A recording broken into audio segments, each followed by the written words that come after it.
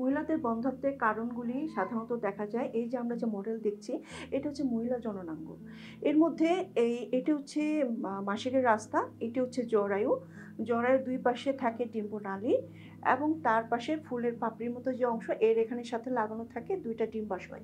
এখন আমি আলোচনা করব ডিম্বাশয়ের সমস্যাটা সাধারণত মহিলাদের বেশি থাকে। সবচেয়ে যে প্রধান যে সমস্যা সেটি হচ্ছে পিসিওএস।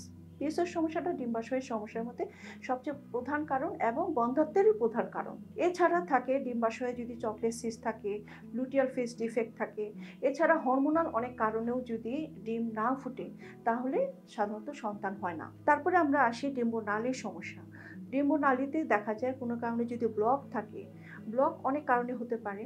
যেরকম ব্লক যদি পিআইডি থাকে, কারো যদি কোনো কারণে যৌন রোগের মাধ্যমে যদি কোনো সমস্যা হয়, ক্ল্যামাইডিয়া অথবা গনোরিয়া কারণে যদি এখানে ব্লক হয়, ইনফেকশন হয়ে ব্লক হয় তখন হতে পারে।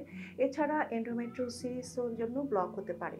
এছাড়া টিউমারের কারণে যদি জরায়ুতে কোনো টিউমারের জন্য ব্লক হতে পারে। এছাড়া ব্লক না হলেও এই জায়গাটা কোনো কারণে যদি পানি জমা হয়, পুজ জমা হয় অথবা যদি ডিম্বনালী ডিম্বাশয়ের সাথে মিলেমিশে একাকার হয়ে যায় তখনও কিন্তু সন্তান ধারণের সমস্যা হয়। এখন আসি আমরা জরায়ুতে কি সমস্যা হতে পারে। জরায়ুতে সাধারণত ৩ টা লেয়ার থাকে। ভেতরে যে লেয়ার তাকে আমরা বলছি এন্ডোমেট্রিয়াম, মাঝখানে যে লেয়ার তাকে আমরা বলছি মায়োমেট্রিয়াম এবং বাইরের যে লেয়ার তাকে আমরা বলছি সেরোসা।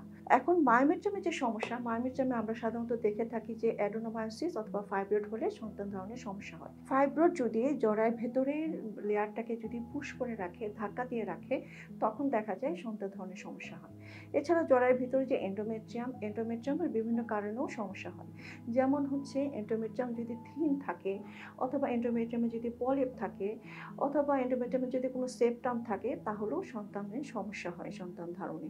এখন আসি আমরা সার্ভিক্সে। সার্ভিক্সেও যদি কোনো কারণে ইনফেকশন হয় বা সার্ভিক্সে কোনো কারণে যদি অপারেশন হয় তখনও সমস্যা হয়। এরপরে আমরা আসি জরায়ুর মুখের নিচে ভ্যাজাইনা বলি আমরা। ভ্যাজাইনাতে যদি কোনো কারণে ট্রান্সভার্স ভ্যাজাইনাল সেপ্টাম থাকে বা যদি কারো ভ্যাজাইনা নাই থাকে তখনও এই সমস্যা হতে পারে। তো মহিলাদের এই কারণগুলি সবাই আপনারা জেনে বুঝে ডাক্তারের শরণাপন্ন হবেন। সবাই কারণটা বুঝলে আপনাদের চিকিৎসা নিতেও সুবিধা হবে। ধন্যবাদ।